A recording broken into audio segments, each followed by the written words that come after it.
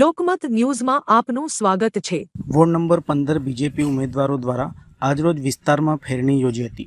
જીતશે ભાજપ જીતશે વિકાસના સૂત્ર સાથે સ્થાનિક સ્વરાજ્યની ચૂંટણીને લઈને વોર્ડ નંબર 15ના ઉમેદવારો અજય રબારી, ઋષભ કામદાર, જ્યોતિબેન પંડ્યા, નયનાબેન શાહ દ્વારા આજરોજ પુષ્ટિદ્વાર સોસાયટીથી ચૂંટણી ફેરણીનો પ્રારંભ કર્યો હતો। પુષ્ટિપ્રભા પાસે ફેરણીની પૂર્ણાહુતિ થઈ હતી।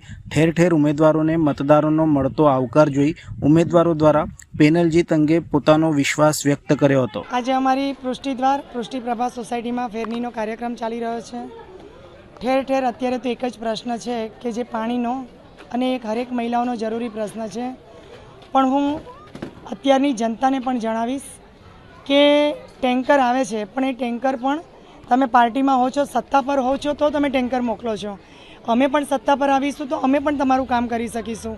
કોઈ પોતાના ઘરમાંથી તો કોઈ સેવા કરવાનું નથી અને છતાં પણ કર્યું છે તો એમને તક મળ્યો તો અમે પણ ચોક્કસથી એ કામ કરીશું।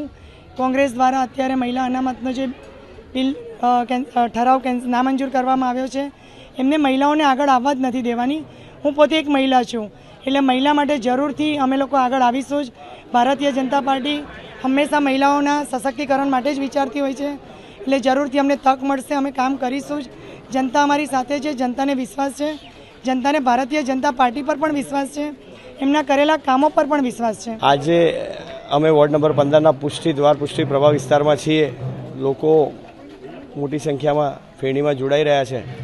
ઘણી વખત એવું થતું હોય કે તમે જ્યારે લોકોની વચ્ચે જાઓ ને તો તમને ઘણા એવા પ્રશ્નો હોય કે જે પ્રશ્નો તમને સાંભળવા મળતા હોય અને લોકોનું જે તમારી પાસેનું એક્સપેક્ટેશન હોય ને એટલા માટે હોય કે એમને એવો વિશ્વાસ હોય કે આગળ મારાથી આ પ્રશ્નો કોઈ કારણસર નથી સોલ્વ થયા, તો હવે એ સોલ્વ થવા જોઈએ। તો હું એવું માનું છું કે તમને જો લોકો પ્રશ્નો નહીં આપે ને તો તમે રાજકારણની અંદર આગળ કેવી રીતે વધશો એ તમારે નક્કી કરવાનું છે। કોઈપણ વસ્તુનો એક કાયમી નિકાલ પણ આપણે કરવો જોઈએ।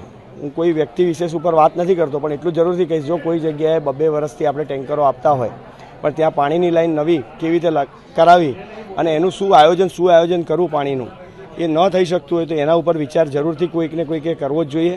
લોકોના જે આ વિચારો છે, અમારી ભારતીય જનતા પાર્ટીની વોર્ડ નંબર 15ની પેનલના એક ઉમેદવાર તરીકે હું આ વિસ્તારમાં બાંયધરી આપું છું કે આવનારા સમયમાં એ લોકોના જે પણ નિયમ અનુસારના જે પ્રોબ્લેમ્સ છે પાણીના, એના માટે જે પણ થઈ શકતું હશે અમારાથી એ અમે સંપૂર્ણ કરીશું કામ, અને એ લોકોને સુખાકારી મળે અને કાયમી આમના પ્રશ્નોનો નિકાલ થાય એની ચિંતા કરીશું। ભારત માતા કી જય, વંદે માતરમ।